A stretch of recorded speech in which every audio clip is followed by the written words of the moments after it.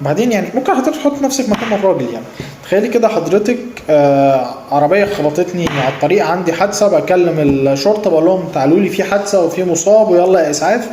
فالاسعاف بدل ما يجي، بدل ما يتيك اكشن، بيبدا يقول لك ايه؟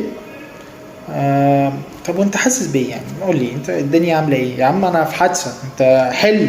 لا ما احنا هنشوف يعني انت كويس، انت تمام، تحب تفضفض شويه؟ لا انا مش عايز، انا عايزك حل. ده دماغ الراجل. مش هروح انا للدكتور مضروب بسكينه في بطني، للجراح يقول لي طب وده اثر على نفسيتك ازاي يا عم؟ حل يا عم، يا عم حل، حل، حل وخلصني. في نفس الوقت انا لو بعد ما اتضربت بالسكينه دي انا بقى عندي اصابه نفسيه، خلينا نقول مش ضرب، انا قاعد في المطبخ بقى عندي مشكله نفسيه، انا دلوقتي محتاج دكتور نفساني يجي يحل معايا. فده قيمه الحل، تمام، الفعل، وقيمه الكلام الراحه النفسيه. احنا محتاجين الاثنين، بس لازم نفهم الحياه مش هتستمر بواحد لوحدهم، في نفس الوقت لازم نفهم الجنب الاخر.